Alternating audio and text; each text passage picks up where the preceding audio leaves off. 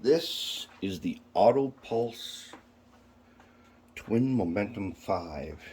Autopulse Transamp, another Twin Momentum 5. Now, as you know, I've talked about doing this for a long time. Now we got to do it. Uh, I've been working on the NMRA's achievement program, and for the NMRA achievement program electrical certificate, you have a list of things that you can do where you do extra stuff to demonstrate your skill. And I've chosen to rebuild these auto pulse, these trollers. Um, that's going to be my special project. And there's very little good information about these things. And let me tell you a little bit about them. So, back in, I don't know, late 70s is when these came out. It says, congratulations, you have just purchased a power control system exhibiting the first major circuit design change in a decade. The transistorized is called Autopulse. Autopulse. That seems like a strange sentence. This transistorized is called Autopulse. That sentence still doesn't make sense to me. It is a power pack that has transistors, is what basically we're saying. Conventional throttles utilize a pulse switch to accomplish speeds. They need to be switched. However, to get faster speeds, switching generally causes a rough lurch forward. I don't use, on my Tech 2 down here under the bench, when I'm testing stuff, I don't use the pulse feature because you don't use it in DCC. What it does is it like in microseconds, whenever it increases the power and then decreases the power really fast, and it does help give you in DC. You can get some better performance out of it.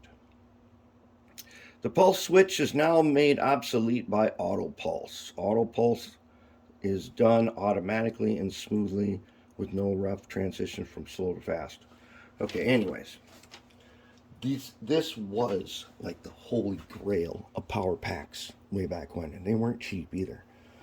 And they had a whole entire family of stuff here. Now, these two over here, I bought these at a train show. The first one was in the box with this and the instructions.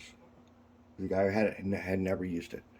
This one I saw for $10, and I thought, you know what? Let's add this on to the project.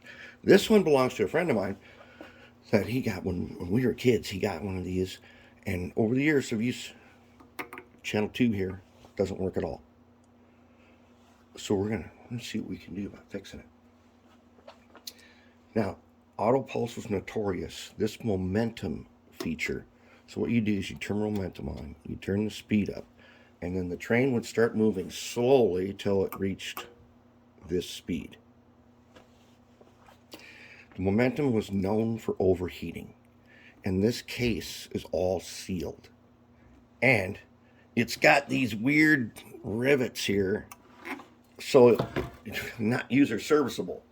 And a lot of them would get sent back to the hobby shops, and there were people who would fix them, and by replacing some parts that had burned out, but it got to be so bad, ultimately, troller's gone. Let's see what we can do about that, because I think we can do some stuff now with the technology that we have that they couldn't do back then. So what we're going to do is I'm going to go ahead and I'm going to grind off the rivets. We're going to open these up and look inside of them, and then we're going to see what parts there are. And if we get this done right, then these will all work again. And we're going to make some upgrades. One, we're going to do something about the heat. I think we're going to put a fan. We're going to take little computer fans and make sure they've got airflow and something to get rid of the heat. Maybe heat sink. Who knows? I don't know what's inside it, so we're going to find out. Then we're going to we're probably going to replace the light bulbs. We'll, I'm not sure. Now, a lot of people who have these, they look at these sockets on the back here, like, oh, you need some kind of proprietary thing to hook them up. That's not true. They hook up with standard auto parts little spade connectors. You go to an auto parts store, you get a box of these, you put your wires on, you can plug them in, and unplug them. So what they have back here, let's see.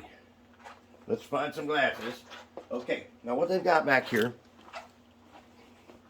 let's zoom in on the back side.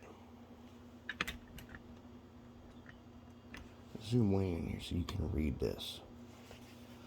Alright, so we've got track 1, track 2. We need to mark these so that we are doing red to the red rail, black to the black rail, so that it's easy to see and you don't mix them up.